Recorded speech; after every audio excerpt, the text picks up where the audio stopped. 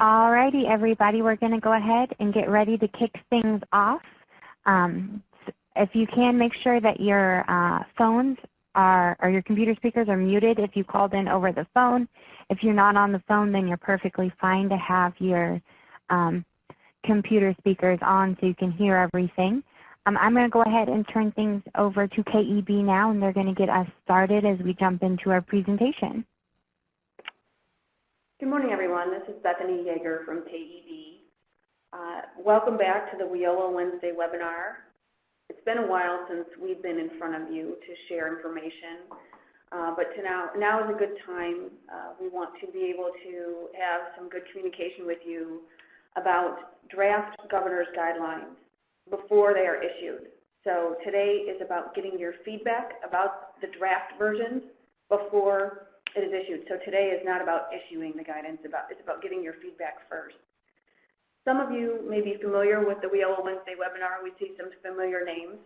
Some of you may be new, so we want to make sure that you feel comfortable in using the chat box to your left. If you have any comments that you would like us to address, you're welcome to enter your comments in that left chat box. Also, some of the information that we present today in the governor's guidelines is very familiar to some of you. It may be new to others.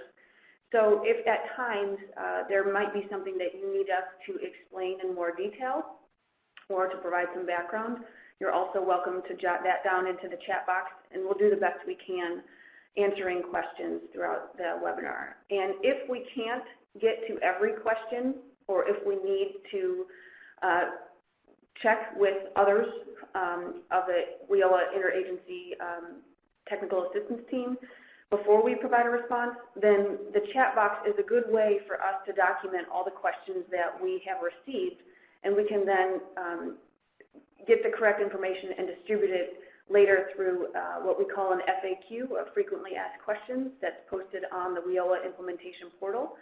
Or we can address it in any other way that's specific to your special circumstances. So just please feel free to use the chat box. We'll also open up the phone lines at certain points throughout the webinars to invite you to talk by phone and share your feedback with us or to ask questions. So we do hope that this webinar has two-way communication. That's a goal of ours. So we can start by telling you a little bit about how we plan to spend our time on the webinar. One, we are going to explain a little bit of background about why we want to focus on two-way communication. Two, we will focus most of our time on explaining the draft version of the Governor's Guidelines Revision 3, all of what's in there, what's new, what's still existing or maybe clarified, and get your feedback about each of those new provisions throughout. And then we'll end our time today by inviting you to ask any questions or address any issues that related to your PY 2018 MOUs and one-stop operating budgets. Those are the ones that are currently active, that maybe you received a letter from the Interagency Technical Assistance Team that says you have some revisions to make to make sure that you address everything that's required. So we'll end our day with that. So part of the reason that we're reconvening the WIOA Wednesday webinar is because you asked us to. We administered a survey earlier this summer just to get your feedback about the PY 2018 MOU and budget negotiation process. And in those responses, at least half of you said you would like, or at least half who responded said they would like improved communications between the local areas and the state level administrators of the required programs. And the three key words that you'll hear me say probably over and over again today is quality, consistent, and two-way communications, because that seemed to be what you really were looking for. So the WIOA Interagency Technical Assistance Team, which that is the group of the state level administrators of the required programs, are all represented on that state group. They thought the webinars were a good way to, at least one way to get two-way communication with you to just ask you for feedback before any guidance is issued, like today. The other examples on the right side of your screen are maybe when many local areas are dealing with a similar issue, maybe with a situational partner or other circumstance that's common throughout the state. Well, then that would be a good time for us to have one of these webinars where we can convene everyone around the conversation about that challenge. And a third example is if the best resolution to a situation could come out by having both the state level perspective and the required partner perspective from throughout the state, so that it's dialogue between state and local partners, and making sure that that solution addresses both. So those are our goals. We will come out and explain a little bit more about future topics for WIOA Wednesday webinars, but the first is the introduction of the draft version of the Governor's Guidelines Revision 3. And then from then on, we do hope to hold these webinars regularly again, whether that means monthly or every other week or whatever. That's still being worked out, and that will depend on the topic. But we do hope to hold these regularly, and we hope that you find value to them, so that it's a way that you can share your feedback with us.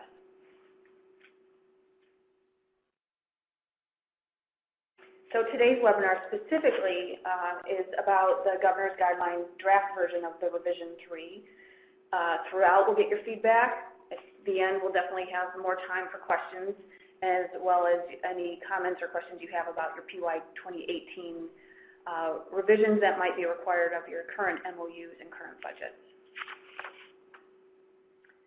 So we keep talking about the Governor's Guidelines. I thought we would provide a little bit more background about that before we dive into the new content. You can remember that the WIOA actually requires the governor to issue guidelines for how state and local partners can negotiate their one-stop operating budgets, which document how you're going to share the costs of your local workforce delivery system, and then also about how you're going to deliver those costs and everything else that is in what is the Memorandum of Understanding, or the MOU. So the guidelines have to cover both of those topics, and they do.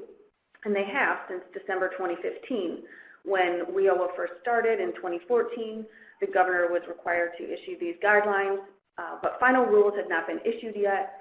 The state team decided they did not want to wait for those final rules. Let's get the guidance out before the first round of negotiations starts under WIOA. So that's what happened.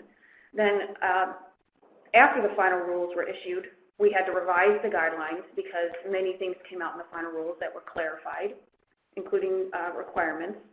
So that's when another revision to the governor's guidelines came out. And then in Illinois, we had to figure out how new guidance through what are called TEGLs, or Technical Employment and Guidance Letters, provided new requirements or even additional explanation of the requirements, particularly regarding affiliate centers and periodic reconciliation. So we had to issue additional revisions to the governor's guidelines to encompass all of those new requirements or federal clarifications. And so the governor's guidelines have been revised twice to date. In interim years, we also have issued what's been called supplemental guidance. That was guidance that was specific to a program year, to say you're going to enter your negotiations for the upcoming program year. Here's the guidance that is specific to that, and periodic reconciliation was one of them most recently. So here we are, having revised it twice, issued supplemental guidance a couple of times, and all of that is in separate documents. So the purpose of Governor's Guidelines Revision 3 is to become a comprehensive resource to provide that guidance to you, and to make sure that all of the guidance that's been issued to date in various documents is consolidated into one document. And so hopefully it will be a helpful tool to you as you begin to prepare for your next round of negotiations for PY 2019 or state fiscal year 2020. We also do want to highlight in Revision 3, there are some new requirements, but they are all of the new requirements are intended to help negotiations run smoothly. So I'll explain those new requirements here in the next few slides, but they are intended to be helpful so that the expectations are clear and the timelines are clear and the requirements are clear. And we want to take some questions out of the process and add more predictability. So that's what the intent of the overall Revision 3 is about, housing everything in one place and providing clarity about what's required of you as required partners. So I do want to explain there are 5 new significant provisions or requirements in the draft version of Governor's Guidelines Revision 3. So what I'd like to do now is explain each of those 5. And after I explain each new one, we will stop and ask for your feedback about that new concept. So this is where we will open it up for conversation after each new concept is presented. So let's start with the first new concept. And this is called Advanced Planning for Negotiation.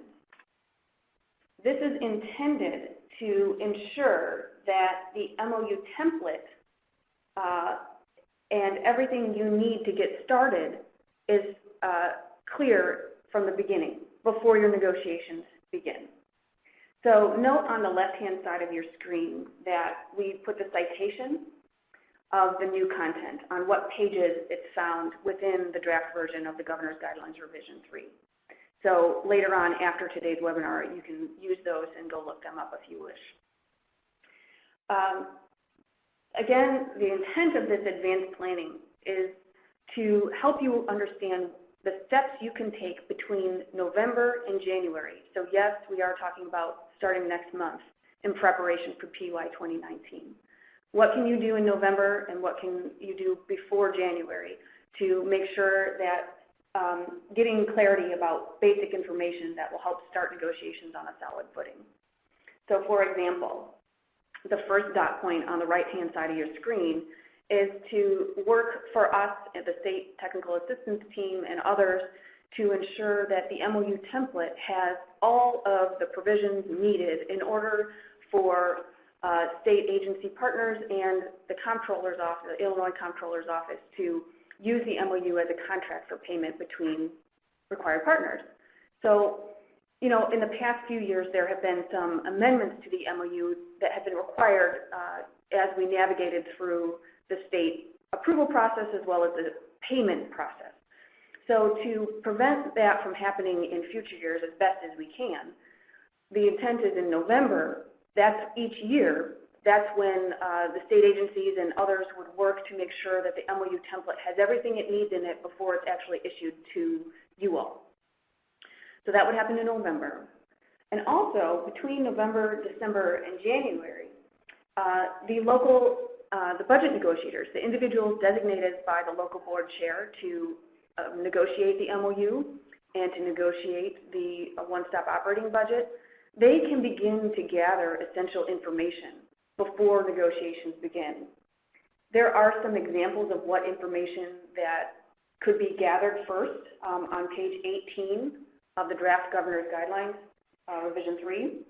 And some examples include getting a list of all the required partners in the area, understanding if you have any situational partners or those who are federally funded who may or may not be in your local area. Getting all lease information ahead of time about the one-stop operating centers, the one-stop center, excuse me. And now that we've been through WIOA a couple of years, now you can start to gather actual costs of what costs were incurred that were shared between the required partners. Before you just had budgeted amounts, now you know actual amounts. So that information can be gathered before negotiations begin.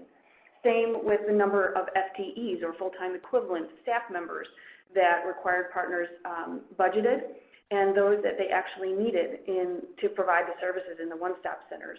And also any data that the partners used in order to track the demand for their services in each center.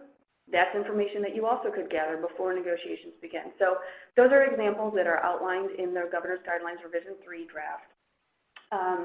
And we're suggesting here that that's good to do between November and January.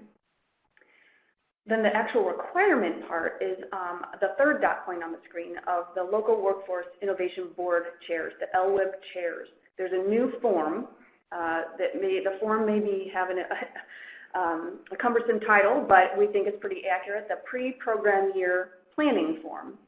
So this is indicating the local board chair's designation for whom is the lead MOU negotiator, whom was appointed to be the impartial budget negotiator, same for who will conduct periodic reconciliation that's required. And the LWIB chair also has the responsibility of indicating how often reconciliation will occur. In Illinois, it's required to be at least twice a year, semi-annually. And then there's also a new section on that form that's laid out that asks the LWIB chair to indicate a proposed schedule for negotiations. So those of you that are familiar with the governor's guidelines realize that in the governor's guidelines suggest a process, the number of meetings that can help advance your budget negotiations and make sure all the partners are involved and all the partners receive drafts of the budget before they have to vote on them and that nature of negotiations. Then that box on that form is intended to help you think through what is our actual process going to be to negotiate both the service delivery and the cost sharing of operating one-stop centers. The last piece, and we'll explain more about this later in the webinar, but if there's going to be a new provision in the governor guidelines, at least the draft version, to create a waiver process, a process for requesting waivers if your local area needs to have some flexibility from any provision that's in the governor's guidelines. And that's at that time when you fill out the pre-program year planning form in December, then that's when you would request a waiver if you know that one is needed. And we will explain more about that. But the purpose of this form is to make sure that it is communicated to the state what your plans are and who's doing what and who's responsible for negotiating budgets and MOUs. But also, it's intended to, once you submit it to the state, it's in the governor's guidelines draft version that you would also distribute and circulate that completed form to all required partners in your local area. So they, as well, are also aware of who's doing what and what the plan is for negotiations.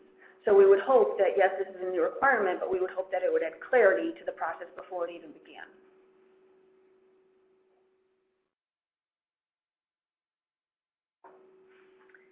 So I see, Susan, your question. I will get to that in 1 second. But this is where this gold box on the top of your screen is what you will see when we do want to start getting your feedback about the concept that we just presented regarding advanced planning. And so we want to know from you, 1, is it a good idea? Is this new concept a good idea? 2, is it feasible, or is there something that would make it more feasible for you? And 3, what other ways would you improve the concept if to make it really have value to you as you begin your negotiations? So I'd like to open up the phone lines. We also can see what you type into the chat. So I see one question now from Susan Flessner regarding the lead MOU negotiator and the impartial. Your microphone has been turned on. Are they 2 different people?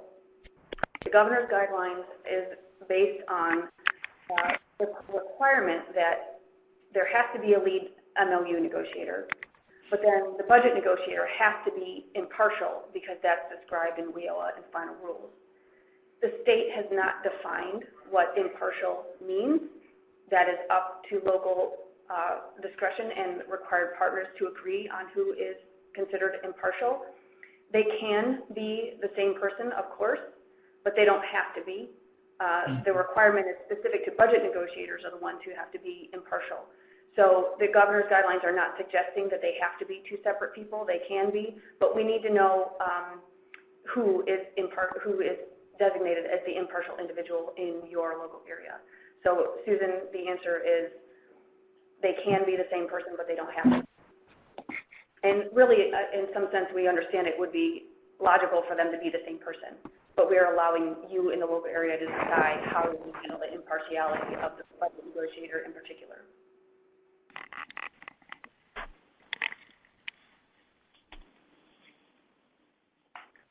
What other feedback do you have about whether this pre-planning form in particular is helpful and a good idea?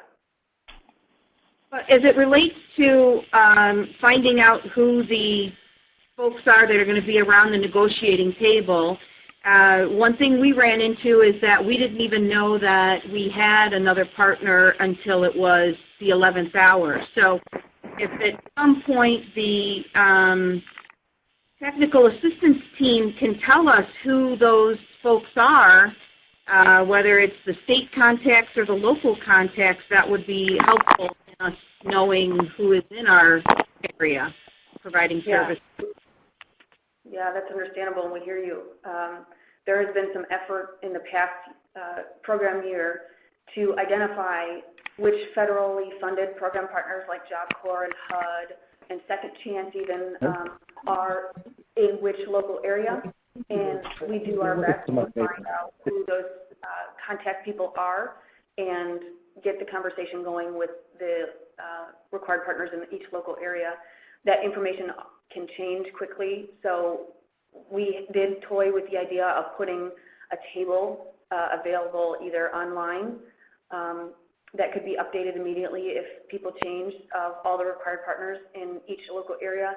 That has not been confirmed that we will be able to do that and keep it timely and make sure every number and every email and every phone number is up to date.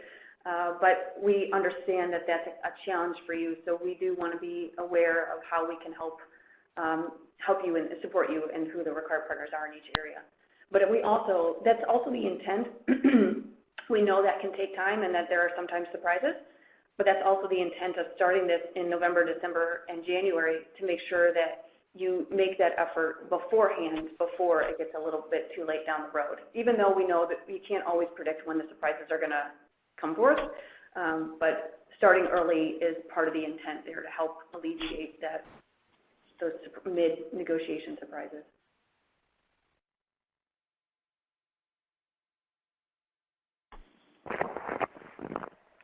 Hello? Hi there.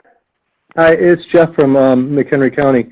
A lot of times the meetings are set based on the outcome of the concluding meeting. So it's really hard to set a schedule necessarily. So I don't see that that part of the form is helpful. Number two, are we going to hold our state partners to the same standards that we're being held to? I'm going to answer number 2 first. The answer is yes.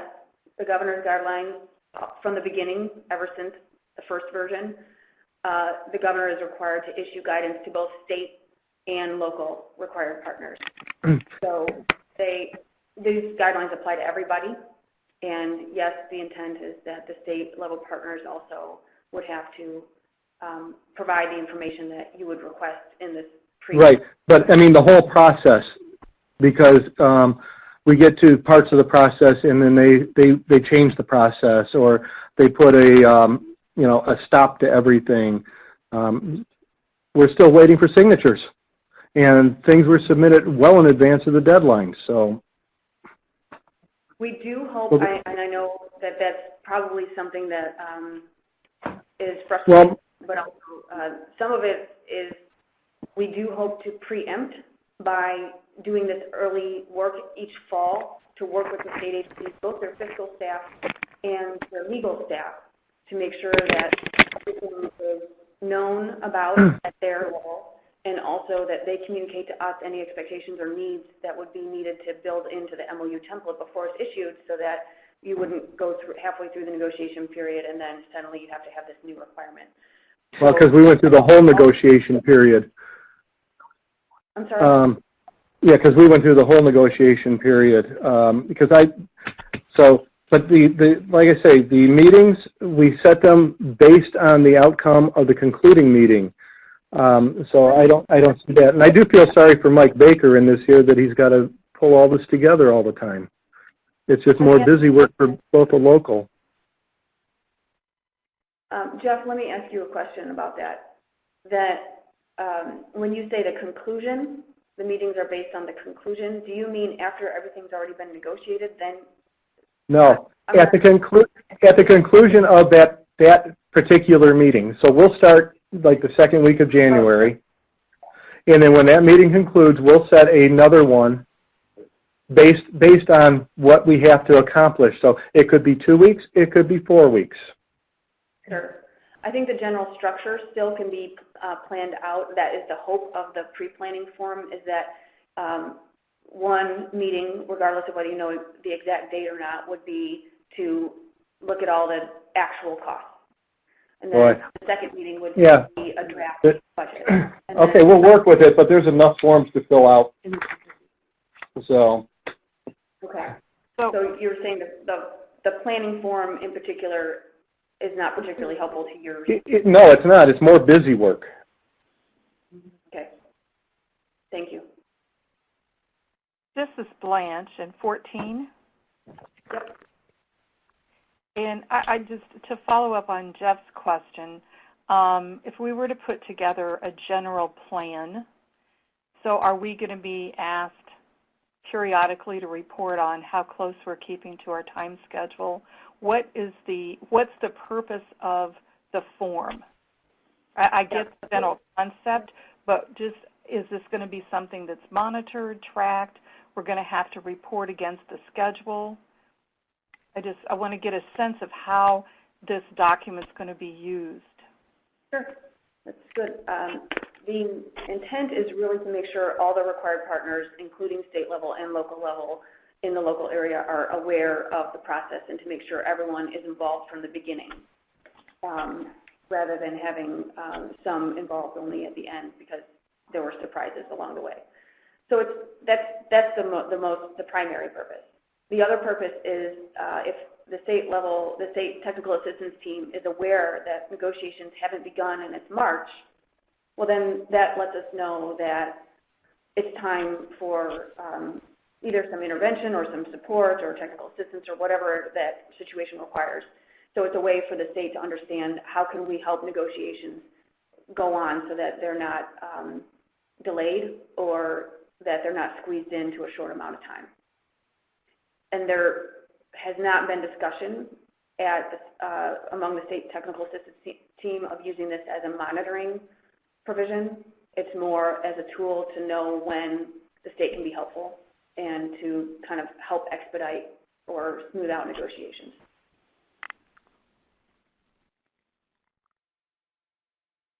If state technical assistance team members are on the phone, please feel free to expand on anything I just mentioned about the intent.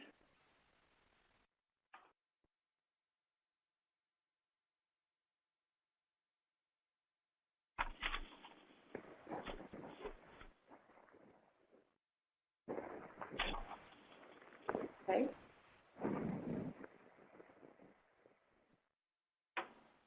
There is a question that's a good one that I want to think through with you. I have to scroll up, excuse me. The pre-program year planning form, does it need to be an item on the workforce board agenda? It's an important meeting. It's an important issue when board meetings do not occur monthly. And I don't know that the intent was to be on the agenda, but it's the responsibility of the local workforce board chair to involve the board, keep them aware, and to involve the required partners to make sure the schedule makes sense. So it's just, I don't think it's a requirement at this point, but I will talk to the technical assistance team about that. And it's just for the local board chair to work with the necessary people to get the bones of the negotiation process in place before the lead negotiator can convene the first meeting.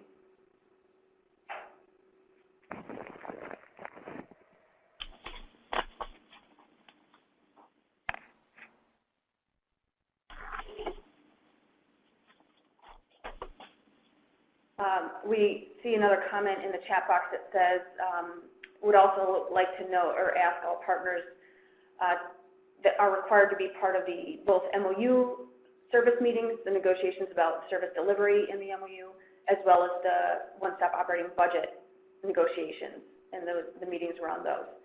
So because some participate only in the budget negotiations and not the service delivery negotiations. So I think that's a good point that would be the intent, is that required partners are involved in both types of meetings if they're separate from the beginning. Good point.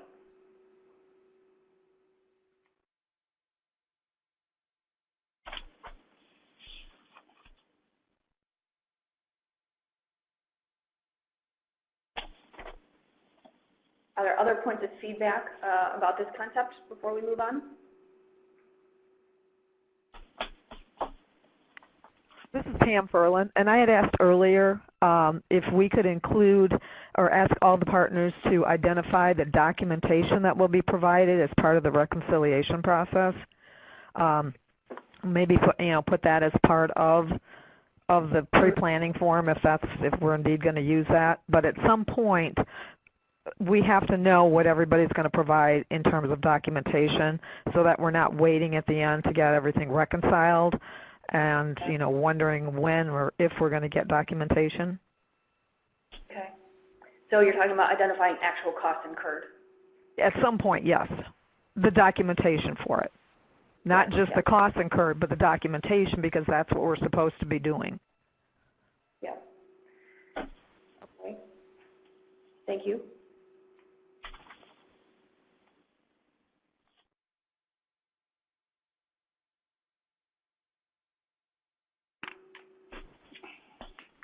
Okay.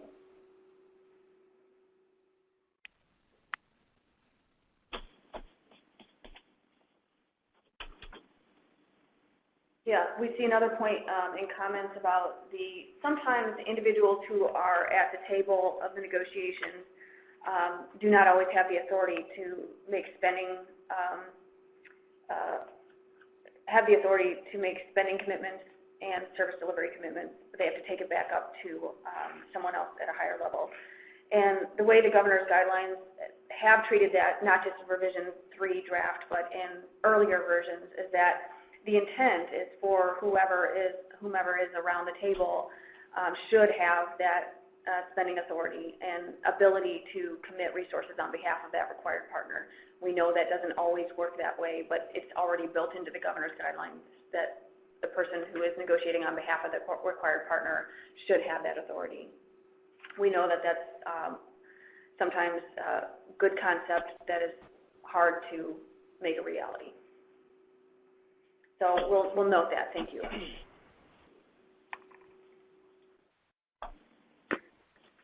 Okay, I think we'll move on. If you have more feedback about the advanced planning, you can continue to put it in the chat pod, and we'll make sure that when we, after this webinar, we'll keep track of all those.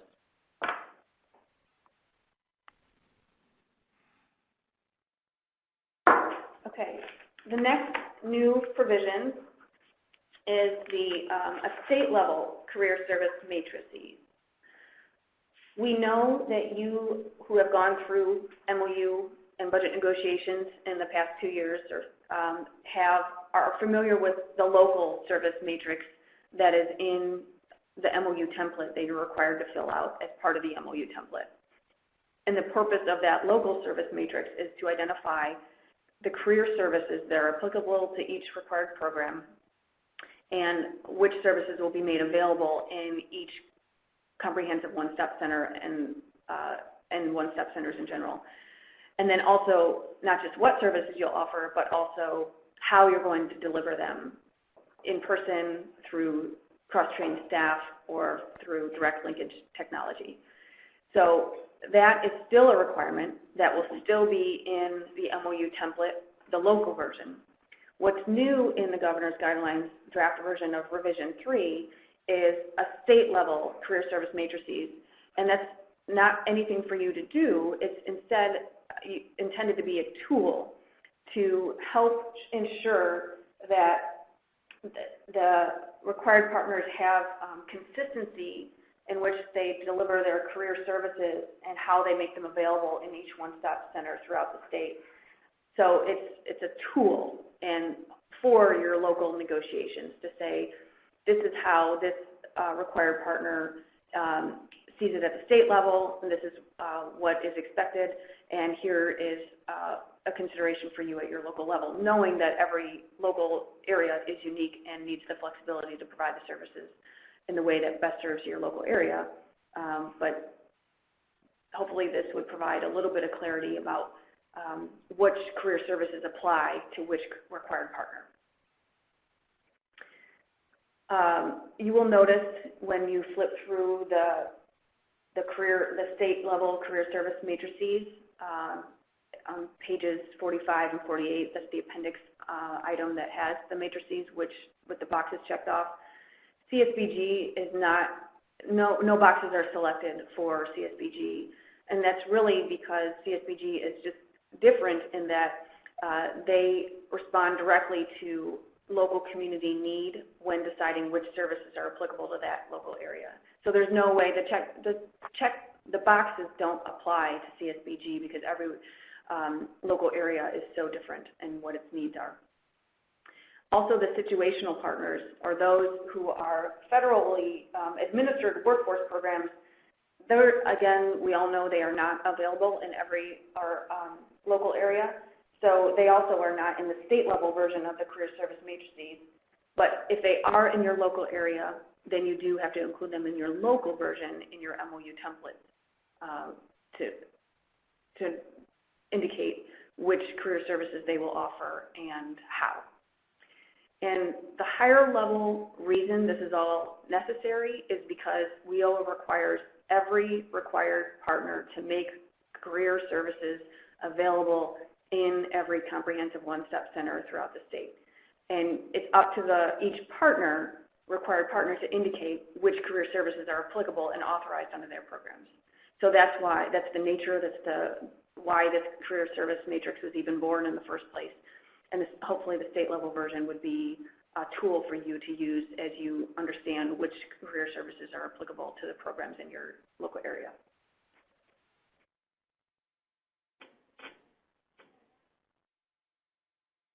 So this is also, that's the next concept, and that's what that gold box means. We would like to get your feedback about that idea of providing a state level matrix. Is it a good idea? Is it feasible? And is there a way that we can improve it?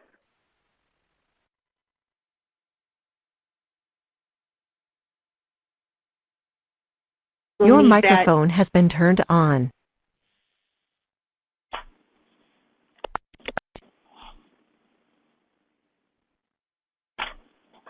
I don't know if you got that.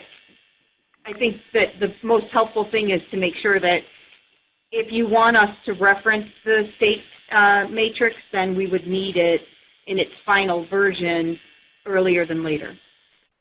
Yeah, good point. The draft version of the Governor's Guidelines Revision 3 has the tables already filled out. It's on pages 45 and 48 of the document, and there has been confirmation from each required partner at the state level that those boxes are all accurate and current. So when the final version of the Governor's Guidelines Revision 3 is issued, that state level matrix will be in it already confirmed and ready to go for your use.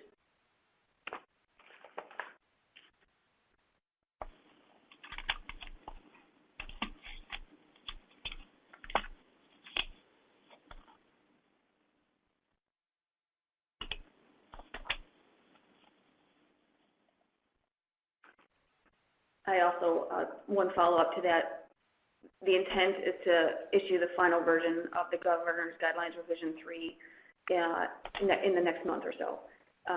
So we dated it November with the expectation that it would be issued in November. So given any unforeseen circumstances, you should have this in your hands hopefully by the end of next month and with that career service matrix already filled out at the state level.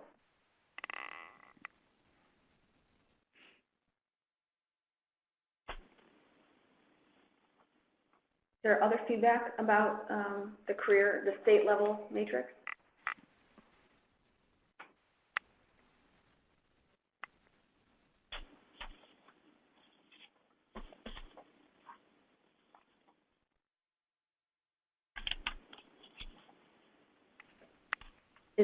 Would anyone like to chime in about whether that would be helpful?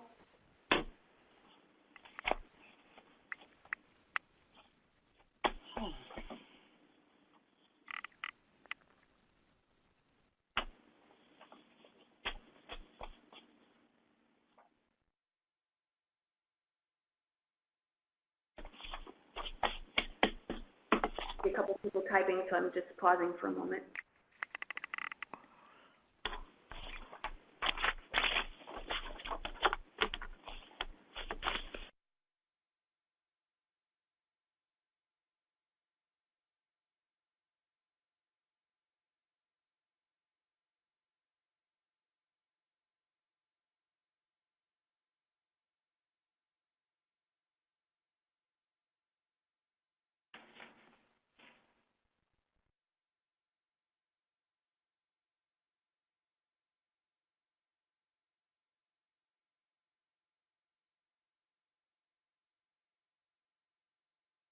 Okay, I think we'll, I do see, Kathy Lively, I still see you typing sometimes, oh, there it is. Okay, understand the need for the document for compliance issues, but would like to spend more effort on helping all parties effectively offer services rather than MOU documentation. Okay.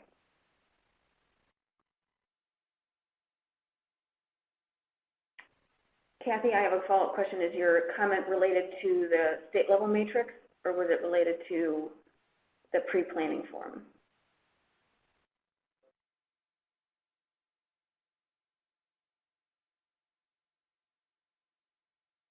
Okay. Thank you for your comment, Kathy.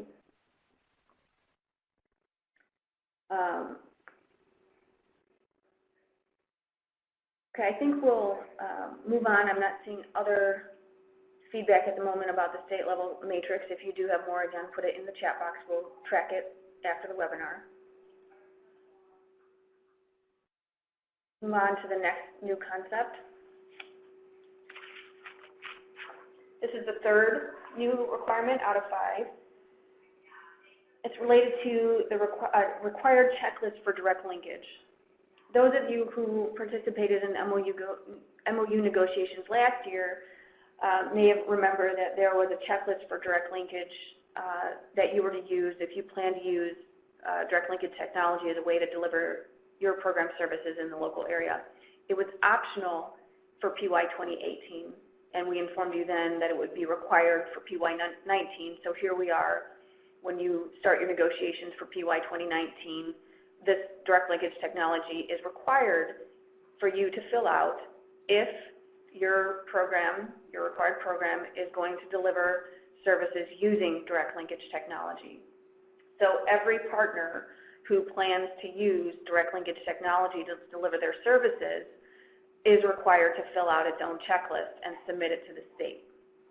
So the checklist is intended to ensure that you are compliant when you say you're going to use direct linkage technology and you mark that method in the career service matrix.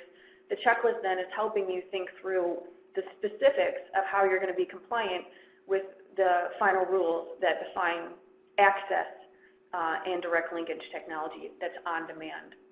As if a customer walked in any center in the state and could access any program as if there was a staff member on site right in front of them.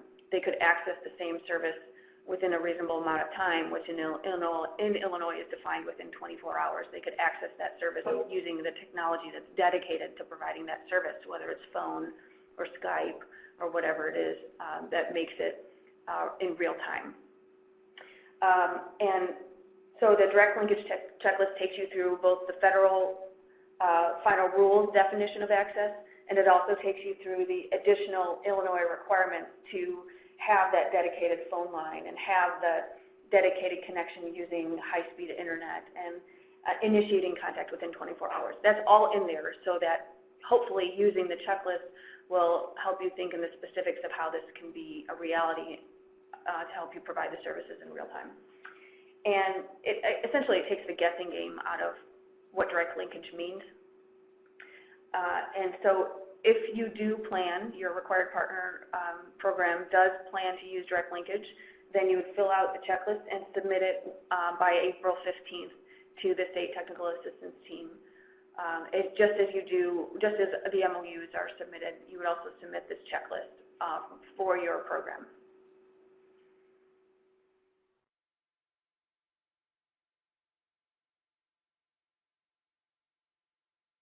So this is where we seek your feedback about whether that required checklist is a good idea or ways we can improve it to make it more feasible. Your microphone has been turned on. So we see a question related to the required checklist, and the question is, are there any plans for DHS to get Skype capability anytime soon? It would certainly be helpful. I don't know the answer to that question now, but we've noted it. If there is someone on the webinar who's from DHS and can respond to that, you're welcome to, or you can speak by phone. Either is fine.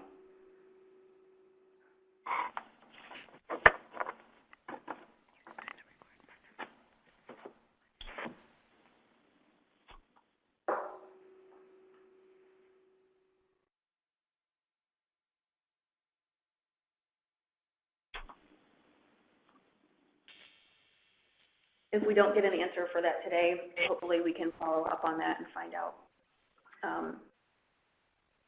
before negotiations begin. So as I understand the process, we as the negotiators would have the responsibility to get the direct linkage checklist form from the required partner and submit it. We think the required partner could submit it directly to the state when they finish it and make sure it's submitted by April 15th. But it would probably be good practice to make sure that the local area is aware of your plan and that it's built into your MOU, both in the career service matrix, the local version, as well as the narrative. But that's a good point that maybe we should close the loop, that when you submit it to the state, you also have to submit it to all your required partners or something like that. I don't think that's currently in there, but I think that's a good idea to close the loop so everyone is aware of the partner's plan to use direct linkage.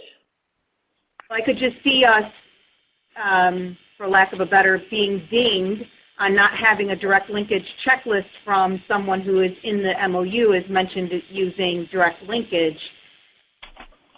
Again, it's one of those where we have the responsibility but no control. Okay, sure.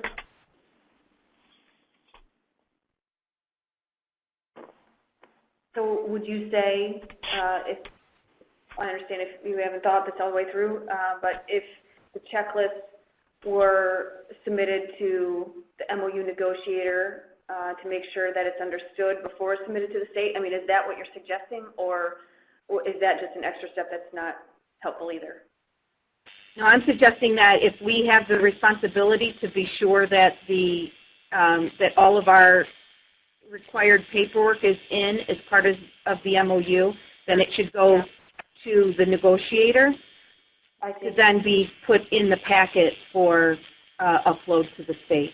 Sure. Then on the same token, then what is the back end if we don't get that information? And I guess, you're hearing a lot of frustration probably from us, and it's because we don't even have core partner reports at this point, so it's a lot of responsibility and yet no accountability for some of the other partners who aren't able to or don't provide the necessary paperwork and or equipment. Sure. Thank you for that perspective.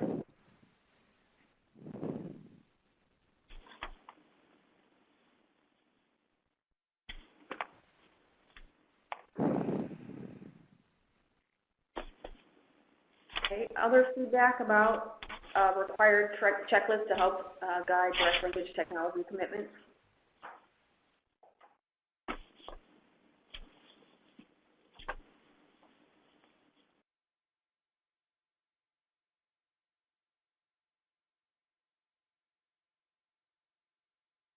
Okay, we'll move on to the next new concept. Again, that chat pod is your catch-all for if we've moved on and you still have a comment about the previous one.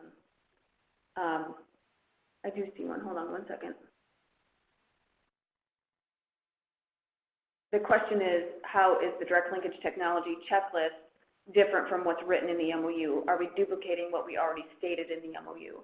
In some sense, the MOU, in the past versions, have said you have to describe how you're going to use direct linkage technology. It has not necessarily had the specific dot points that says, are you going to use a dedicated phone line, and what, do you have Skype, or do you have Zoom, or whatever it is that you would use. Those specifics, although they were desired, were probably not necessarily explicitly required in a dot point. So I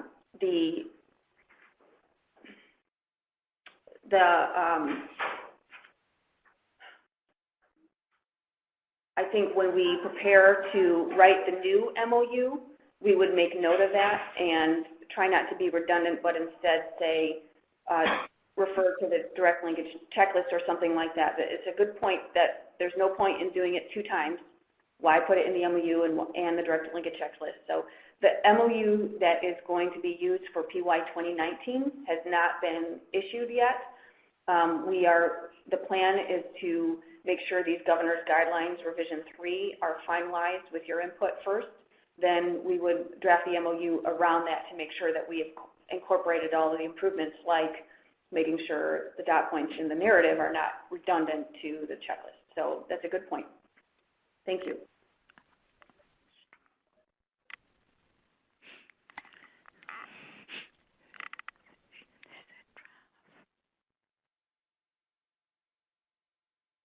Okay.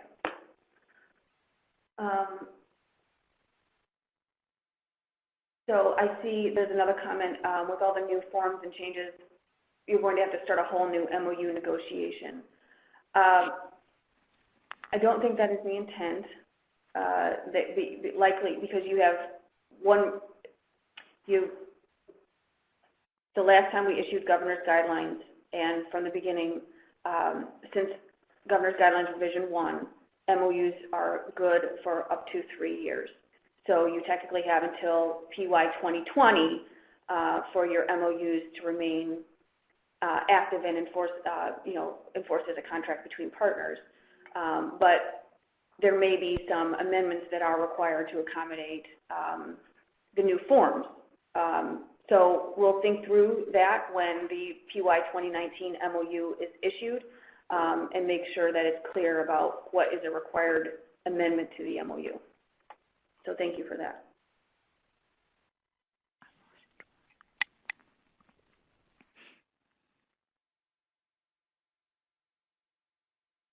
Okay, we'll move on to the next concept.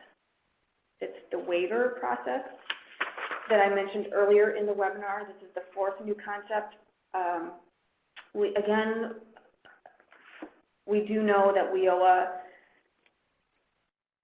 prioritizes local flexibility to ensure that the local workforce delivery system responds to the local needs and circumstances.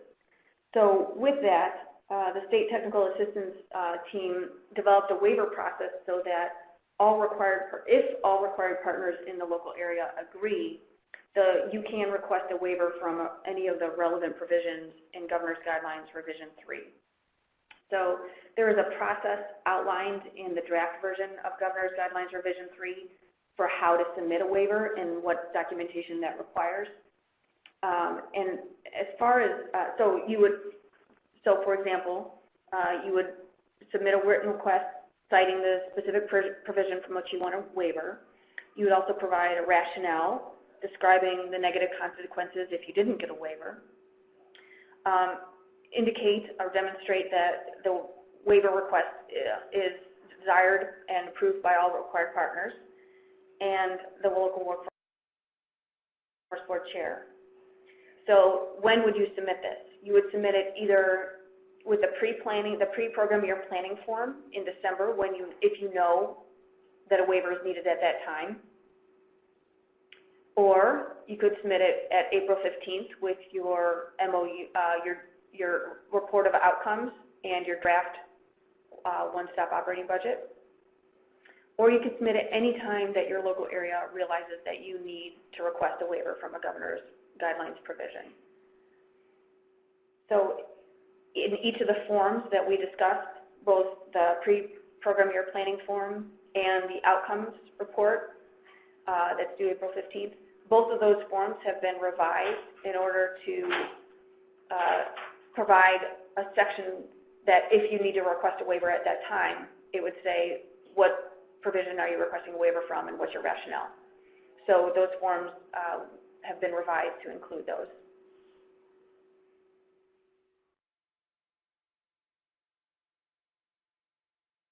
So this is a time I would like your feedback about that. The waiver process in general, is it a good idea? And if you have Your any microphone has been turned about the on. process of requesting waiver, we are interested in that too.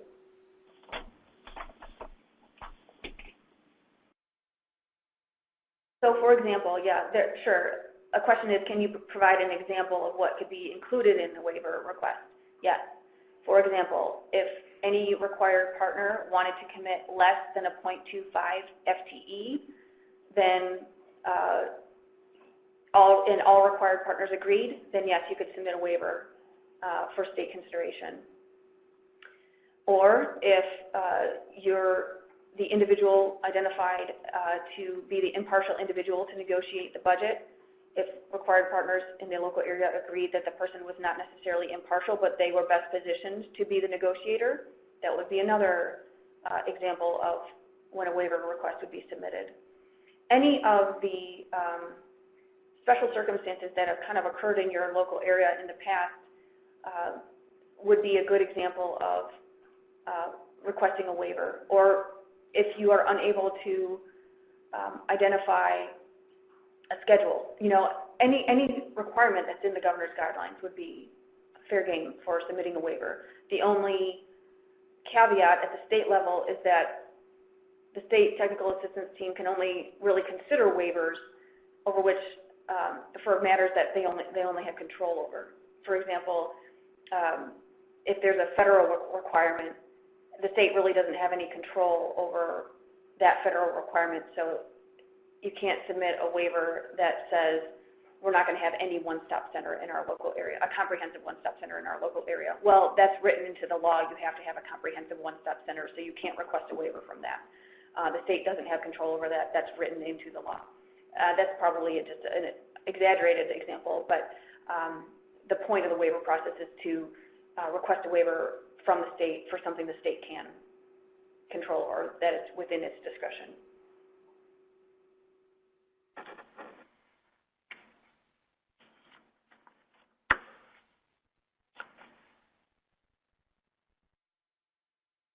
Okay. What feedback do you have about this concept of a waiver process?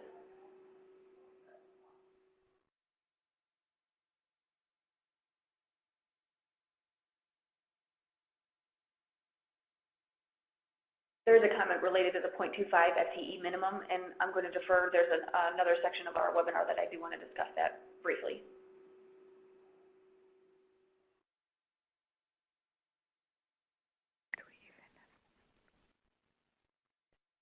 What would be the turnaround time on waivers? I think the way that it's written right now in the draft version is that it's, that's a good question. I'm trying to remember.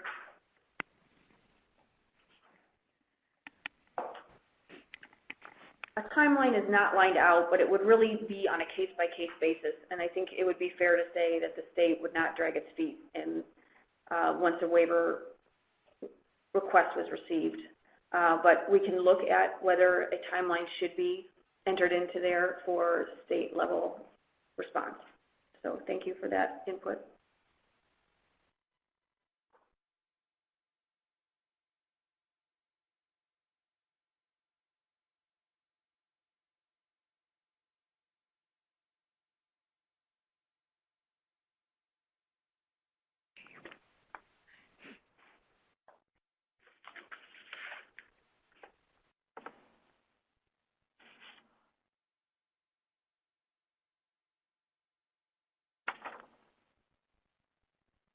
Are there other comments about the waiver process or questions?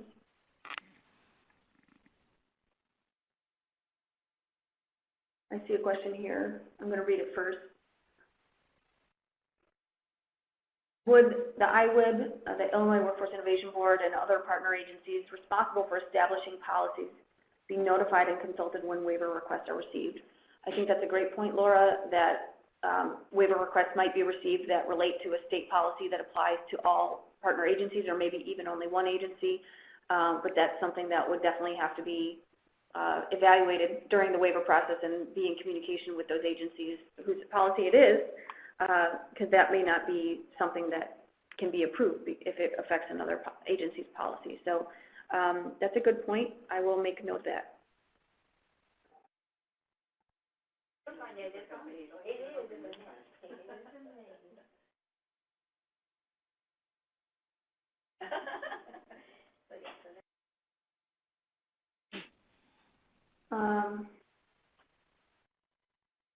There's a question, will our 3 years start over, the 3-year term of the MOU start over since we have to amend out MOUs for PY19? No. An amendment is, you can make an amendment to your MOU anytime. Just because you make an amendment doesn't mean you have to start over the MOU time period.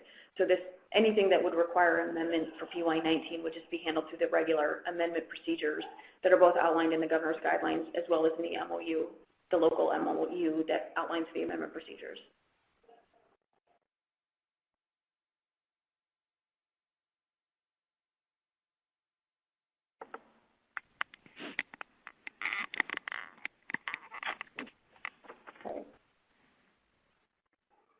I'm not seeing any other comments specific to the waiver process, so we'll move on to the last new concept. And I see some other questions that we can possibly touch on in the future slides because they're relevant to the topics of those slides. Okay, the last item is an MOU amendment cover page. This form is necessary to ensure that the Illinois Comptroller's Office and others know that the amendment is, that what you're submitting is an amendment to the MOU. It's just that, an amendment, and that all other terms of the MOU remain in effect. That was essential in order to continue using, continue processing payments using the MOU as a contract between required partners.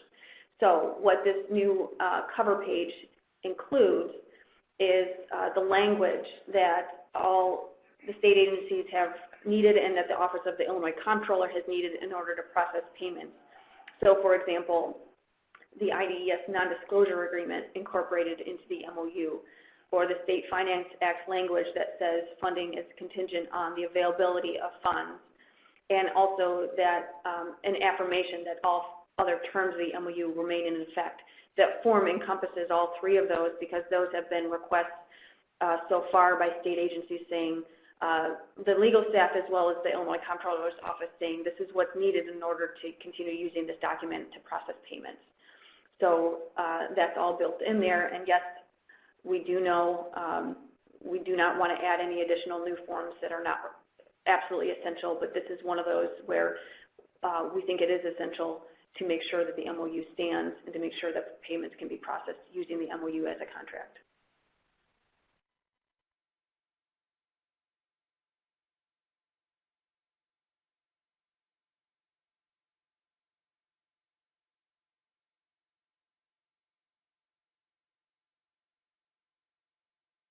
So this is, again, we welcome your feedback. Your microphone has been turned on. Whether it's a good idea or ways to improve it.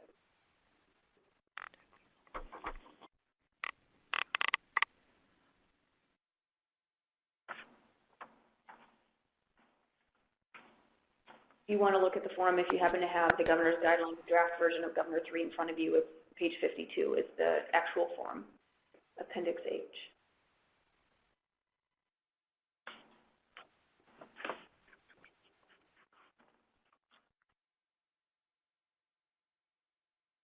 It's also described in the Governor's Guidelines, the Revision 3 draft, that the MOU amendment cover page, it would be submitted, how to submit that, when to submit it, and how to submit it with your full package. So that is all outlined in the draft version.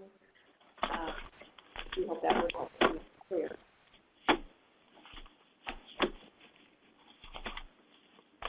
There's one thing I'm going to kind of jump ahead, but it's so related. I realized after we issued the webinar that I would like to talk about it here, but this is the IDS non-disclosure agreement. This is a point of input that we want from you about whether including the non-disclosure agreement in the MOU template is a good thing, it's feasible, whether that's something that you have a comment about or interested in. And what's on the screen now is highlights of the non-disclosure agreement. This is certainly paraphrased. This is not exact language. If you want that exact language, we could provide that, I'm sure. But by signing the MOU amendment, all the partners agree to be bound by the non-disclosure agreement. The one-stop partner affirms it will remain a party to the MOU and non-disclosure agreement as long as it provides federally funded programs under WIOA. The non-disclosure agreement will terminate with the MOU if that happens. One-stop partner agrees to protect all the confidential information as defined in the non-disclosure agreement, and that IDS retains ownership of the confidential information, and confidential information will be destroyed or returned once the MOU and NDA expires. IDS will not share any information obtained from the individual during administration of the UI program. One-stop partner agrees that it will use the confidential information only for limited purpose of administering the program under WIOA, and that other routine provisions for indemnification and Illinois state law govern and severability. I'm sorry, I jumbled that a little bit, but I want to double check to see if anyone has thoughts about whether this non-disclosure agreement can be a regular part and incorporated into the MOU template when it's issued.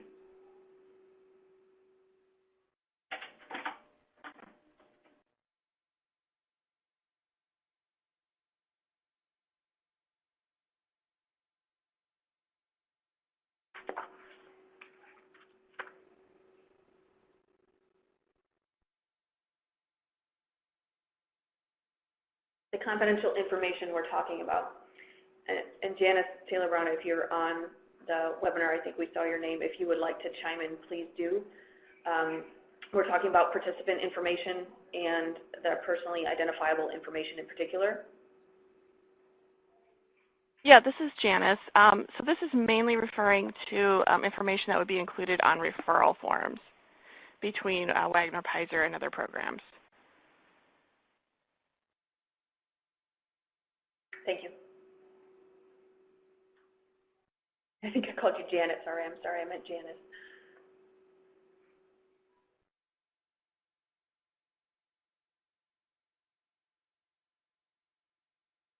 The question is, should we have a standard non-disclosure agreement for all partners? If it, is it correct, Janice, that by being in the MOU template, it would be the standard one used by all partners?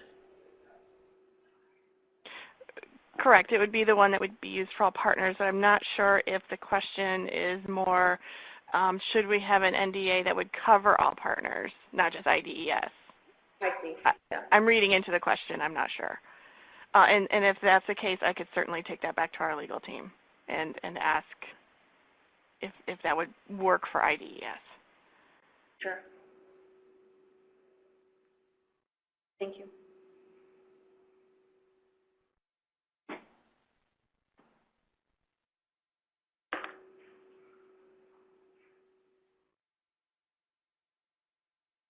Yeah, there was a clarification in the chat pod that says, yes, it would be IDS and all required partners.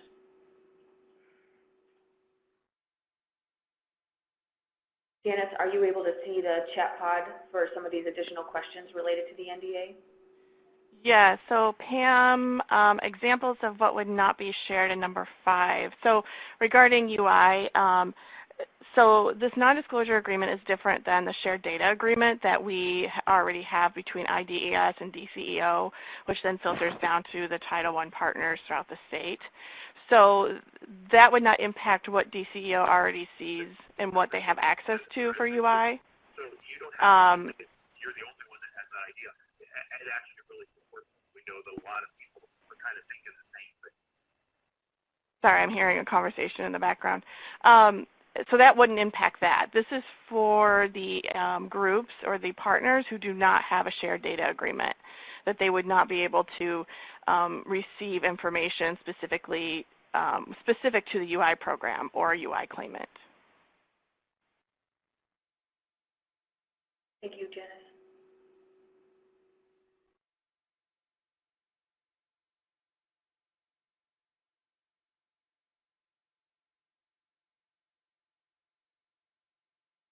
All right, thank you for that feedback.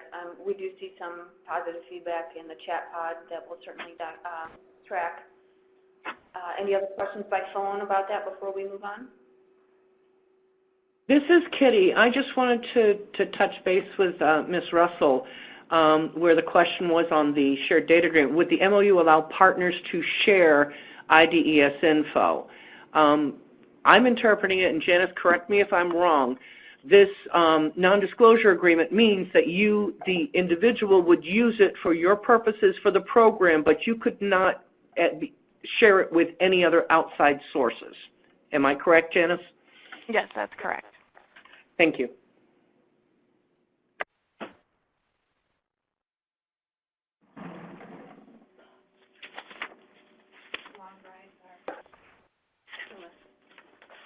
Okay.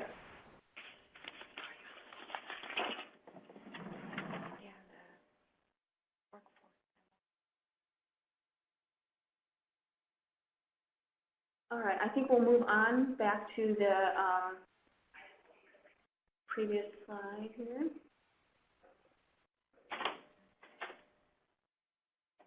Okay, so those were, what we just highlighted were all the new Welcome provisions. to Meeting 1 conferencing service.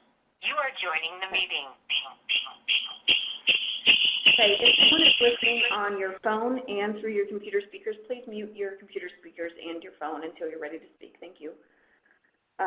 What we'd like to do now is talk about, there are some other pieces of guidance that have been issued in the past, but they're not necessarily new. They've been either in supplemental guidance or elsewhere. So now we want to bring them all, as I said, comprehensively into the Governor's Guidelines Revision 3 draft. And I wanted to review them so you knew that they were now incorporated and formalized. So, for example, the 0.25 FTE minimum, it's now more specifically mentioned in the Governor's Guidelines, the body of the Governor's Guidelines, not just the one-stop operating budget spreadsheet. So now it's on page 14, section 2, that the minimum that each required partner can commit to provide their services is 0.25 FTEs. We know that WIOA requires all required partners to have a presence in each comprehensive one-stop center, and that they have to make their services available during all regular business hours. And so to formalize the 0.25 FTE minimum, it highlights that you have to make your program services available, even if you only commit 0.25 FTE. You still, to provide your services, you still have to make your services available during all regular business hours. So that has to be either in person, through cross-training of other staff to provide your services, or through direct linkage technology. And that all has to be mapped out in your MOU, including the local service delivery matrix. So that is just now formalized in the Governor's Guidelines Revision 3 draft. There's also a provision in there that says the leaseholder, one-stop operator, or required partner cannot deny a partner's access to provide services on site if they commit less than 1 FTE.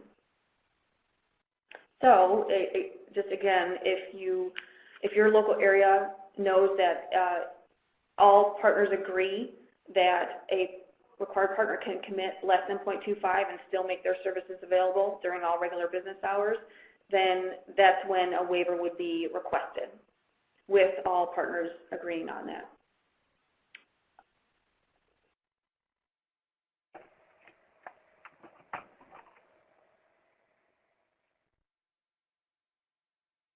So we think there's something weird going on with chat pod. Please if you're still able to use it, it's okay, but I think that you might want to ask any questions by phone just in case.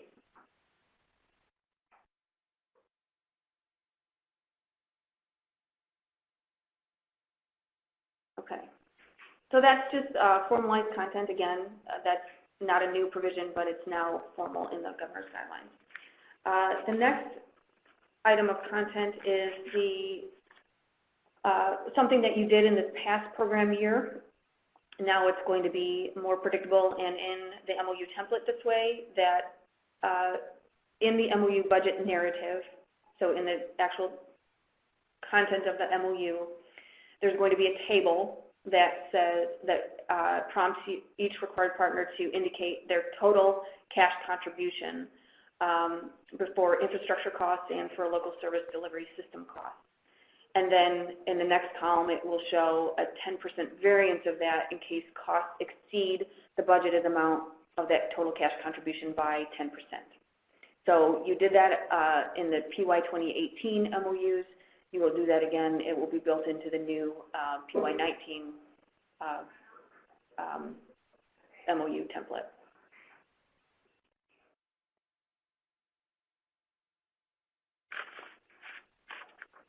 We also know periodic reconciliation. You've already gone through that once or twice by now. And now it was previously only issued in supplemental guidance, but now it's brought into the main body of the Governor's Guidelines Revision 3.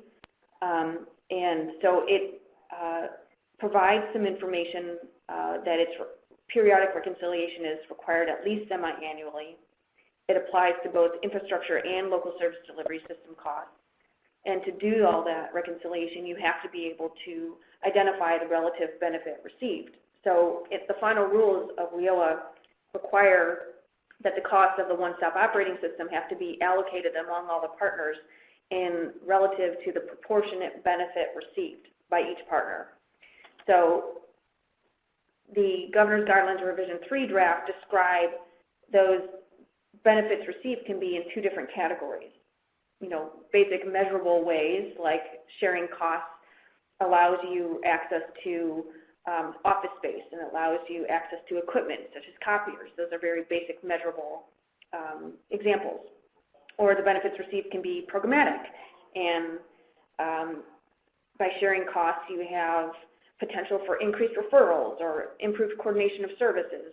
But either way, those proportionate benefits received have to be documented to really make sure that you're complying with the final rules. And the reason I mentioned that is the Governor's Guidelines describe that, so hopefully it would be a resource for you to support your reconciliation process. And this is also already, there was some guidance issued. It was not a requirement, but it was a handbook for periodic reconciliation that was issued in January last year, I'm sorry, earlier this year, January 2018, to guide the reconciliation process. And it's a good resource. You may or may not have known that it was available to guide your reconciliation process, but it is still available on the WIOA implementation portal.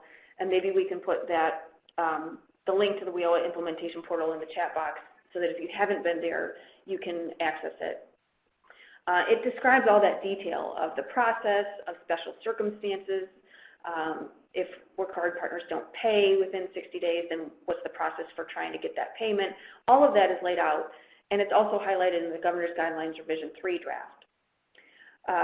So just so you know that's there, both the handbook and the Governor's Guidelines can be a resource for you. But this is all, just note that this periodic reconciliation process is a local process. It's not actually something that you have to report to the state about. So that's not a requirement for you to report to the state about your periodic reconciliation, but it is built into the Governor's Guidelines because it is a requirement for local areas to perform. And if there's guidance to help that process move along, that's the intent. There's also some benchmarks in the Governor's Guidelines Revision 3, as well as in more detail in the handbook for reconciliation. And that's the last dot point on the screen that you see. 15% threshold. If actual costs exceed the budgeted amount, by more than 15% for any line item and account for more than 10% of the total budget, then that would require an MOU amendment rather than just handling it through the reconciliation process. But that threshold and the process is described in more detail in the Governor's Guidelines Revision 3, as well as in the handbook that's on the WIOA implementation portal. And thank you, Olivia, for putting that link in the chat box.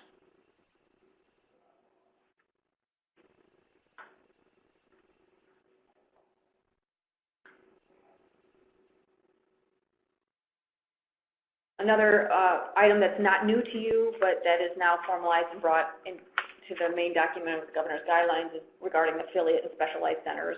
When the federal government issued guidance in TEGL 1716 that expanded infrastructure costs to apply to affiliate and specialized centers, there's a trickle-down effect for what that affected for your negotiations of one-stop operating budgets. So that's all been incorporated into the Governor's Guidelines now, and there are some, regardless of whether it's an affiliate or a comprehensive one-stop center or a specialized center, the infrastructure funding requirements remain the same, so it's treated that way in the Governor's Guidelines draft Revision 3. There's a question for Susan, who is responsible for identifying the relative benefit received.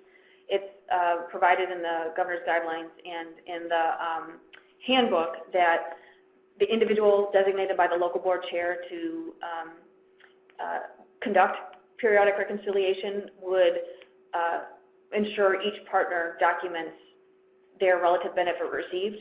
And in the handbook, there is actually a sample matrix that you can use to document the relative benefit received by partner. And that matrix you can use, or you can adapt it however you need to fit your circumstances, but that is there as a resource for you. So it would probably start with the local, with the person who is responsible for reconciliation, but that would involve making sure all the required partners indicate their benefit received. And hopefully that sample matrix would be helpful to you or the person performing reconciliation.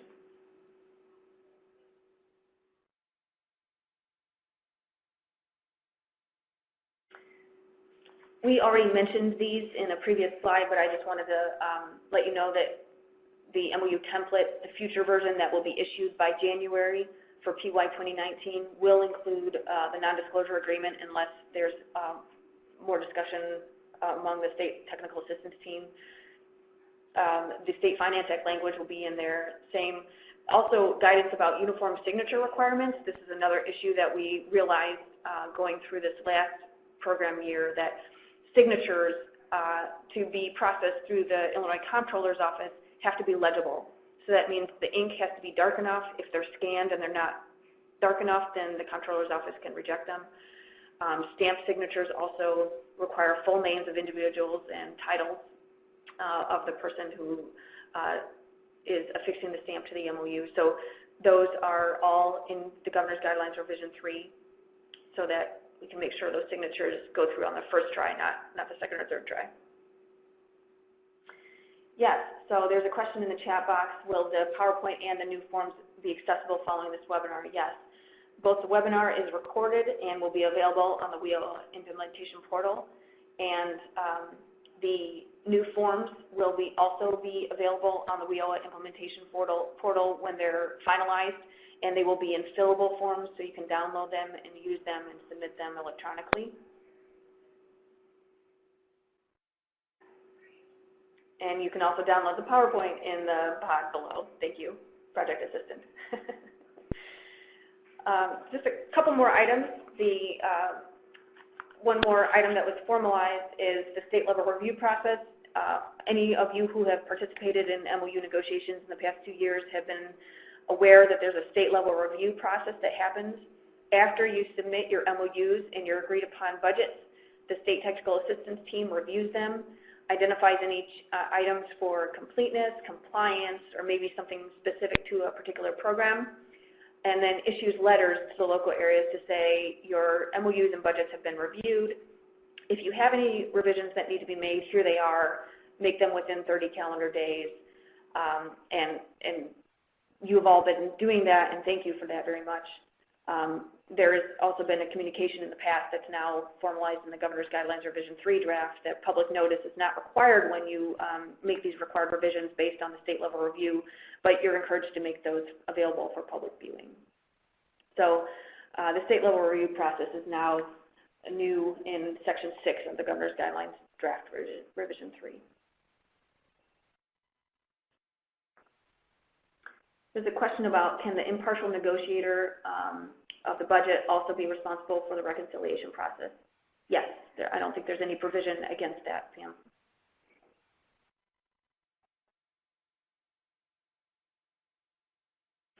And this is the last provision that I'll highlight.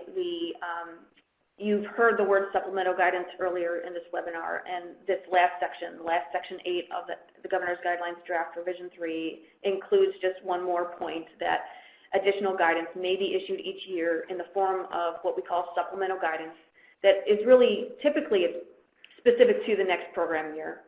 And that can be in the form of changes to the MOU template, or changes to the one-stop operating budget spreadsheet, or changes based on other federal guidance that comes out, or anything else that, any new requirements that arise.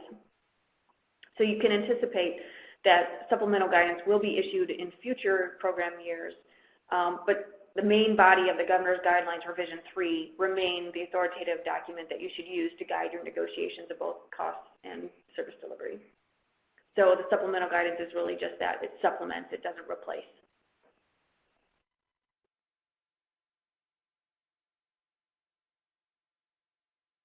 So you mentioned, someone asked about forms before. This is a slide that summarizes the new forms that are drafted in Revision 3. The pre-program year planning form is there. You can look through it. The MOU template has not yet been issued. It will not be part of the Governor's Guidelines document. It will be issued separately, but it's referenced there as an appendix item. And every year the MOU template will probably be issued specific to that program year. And it will, the goal is to always issue it by January so that you have it before negotiations begin. Same with the one-stop operating budget spreadsheet. That will likely have to be tweaked every year. It will be tweaked in the fall every year and issued by January so you can use it right away for your negotiations. That's always the goal. The report of outcomes is in the Governor's Guidelines Revision 3 version. Same for the required checklist regarding service delivery using direct linkage, and same for the new cover page for submitting your MOU amendments and one-stop operating budgets every year. So all those forms are in the Governor's Guidelines document, the Revision 3 draft. They also would be made available on the WIOA implementation portal in fillable forms, so you could download them and use them.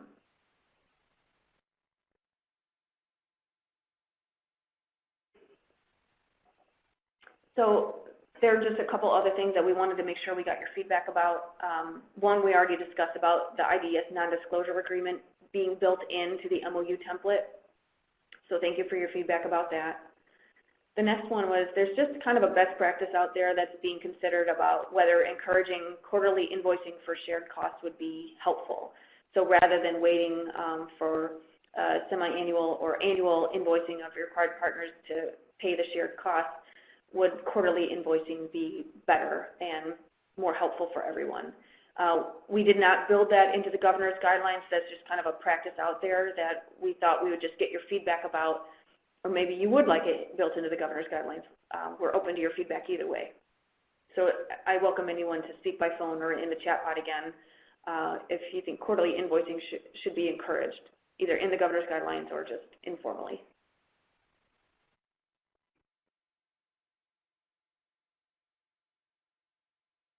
Your microphone has been turned on.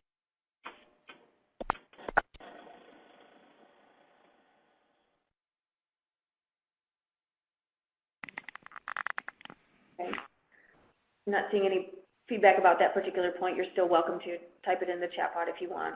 The last item is there's a rather cumbersome way that we refer to what is now the State Technical Assistance Team. That's what we've been referring to as the state level partners who administer the required programs. the way that we've been describing this, hopefully enabling the Governor's Guidelines Revision 3 to kind of last beyond any changes of people or title or names of groups, just to call it the interagency work groups comprised of representatives of core and required partners established to act on behalf of the governor. That right now is the state technical assistance team, interagency technical assistance team. We just thought we'd ask you, we think this is an accurate way to describe it, although it's cumbersome. Is there any concern about, or is there any feedback about the way we describe that at multiple points throughout the Governor's Guidelines draft? Your microphone has been turned on.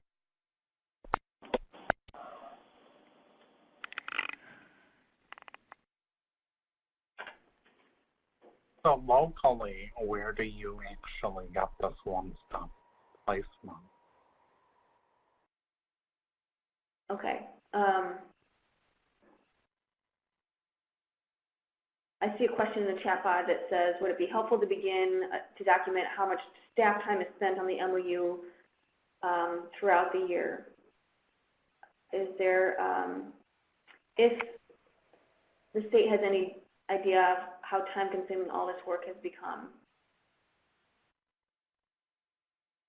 Yeah, we do. We do thank you profusely for the amount of time that you put into this, trying to ensure that Illinois, not just at a local level, but at a state level, remains compliant with WIOA requirements and responds directly to some DOL observations and guidance. So we do know, and the last thing we want to do, like we said, is issue anything or issue more forms to fill out and add to the bureaucracy, which is why we want to get your feedback before we issue anything in finality. So thank you for the feedback that you gave today, because it really does help us understand your perspective on what's feasible.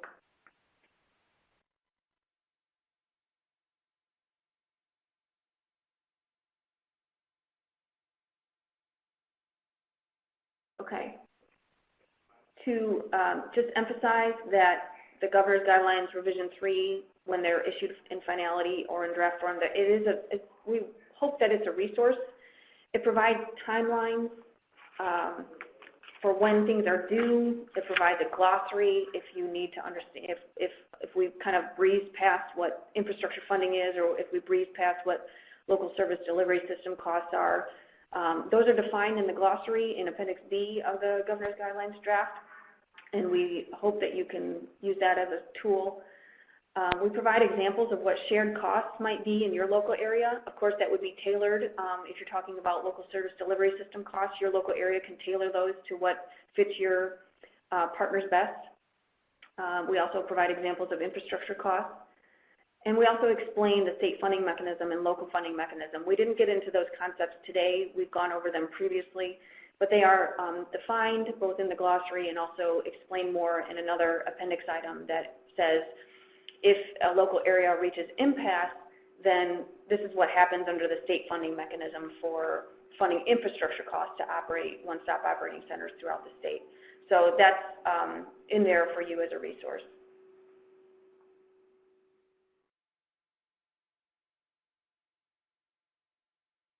I'm just on the screen here is a timeline to help you understand what's coming up for PY 2019 negotiations. In November, we will work with state agency legal and fiscal staff to make sure the MOU template incorporates everything it needs to hopefully make the approval process smoother. You can begin, and once the Governor's Guidelines are issued, the Revision 3 is finalized and issued, then the budget negotiators can begin to gather essential information. The fillable templates and forms will be provided on the WIOA implementation portal. The pre-program planning form is actually due December 31st. I apologize, that's in the wrong line item on the table. But negotiations technically can begin anytime. We just say they start in January, typically. So the red arrows on the screen show when due dates are for specific things from you to the state. That pre-program planning year form is the first. The second is the April 15th report of outcomes for how your negotiations went and whether you reached agreement or not. And then the third due date is June 30th when your final MOUs are due, along with your one-stop operating budget. But all that, just to say, is also in the Governor's Guidelines Revision 3, again, hoping that it would be a resource for you to guide your activity. The last item we wanted to, just because we had you on this webinar and also because our goal is to improve two-way communication, questions about any required revisions that you were notified about for your PY 2018 MOUs or one-stop operating budgets. We welcome you to, if you have any questions about that, you're welcome to ask them. We'll give you a brief overview that overall, really, the MOUs were in good shape this year for PY 18 across all local areas. There really were far fewer issues, and the ones that were required revisions, that warranted required revisions, were what we hope are just minor and easy to fix. 19 out of 22 MOUs were approved or approved with just minor technical changes, and the others are working with the state technical assistance teams to rectify their issues and submit them, and no local areas are reaching impasse this year, which is really wonderful. There are some common areas of required revisions on the screen there. Is there anything else that you would like to ask about if you received one of those letters regarding required revisions or about that process in general? We are open to your feedback and also questions. Yeah, is there an update on the DHS TANF signatures? DHS TANF signatures are still missing on some MOUs. Are we able to provide Rena an update about TANF signatures to the group?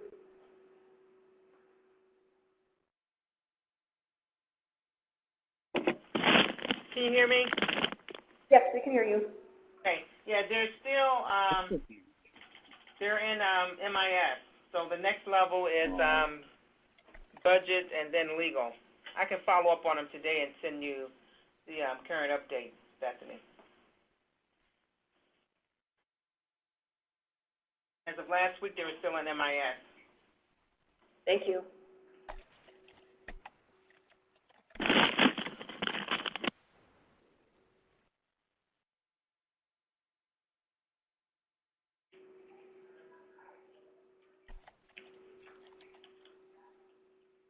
We see some people typing in the chat pod, so I'm giving it a minute. Yeah. One local area has also not received payment from DHS, the TANF partner. Yeah, I think some of these may have to be handled offline, either on a case-by-case basis or once we have additional conversations with TANF.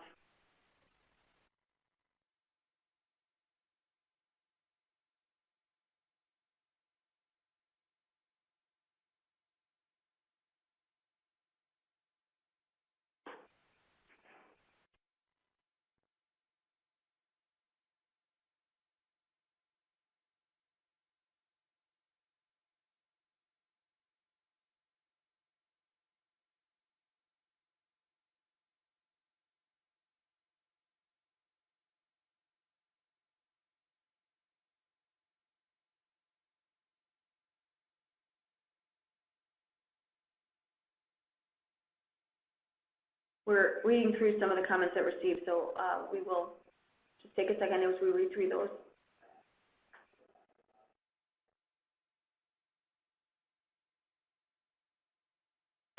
Okay, some are responses to earlier points. There's a question about Job Corps. Lisa, in OES 3, I will follow up with you directly on Job Corps language, and we'll get that wrapped up.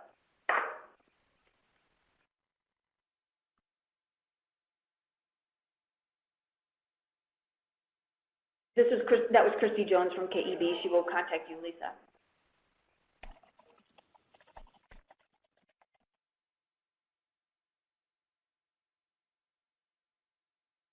Okay. We know that you may have provided some comments in the chat box. Who do we contact if we have questions regarding the feedback, KEB or Mike Baker? Mike Baker is a good starting point, and we'll work with Mike Baker as needed to get the response to the local area. We know we have gone over today. We know we've provided a lot of information, so we thank you for your patience. We also thank you for the feedback. All of it will be considered. If you have additional feedback, you're welcome to send it our way as we work to continue and finalize the Governor's Guidelines Revision 3. Thank you very, very much for your time and comments today. With that, I think that we'll close the webinar, but look forward to the next one. Thank you.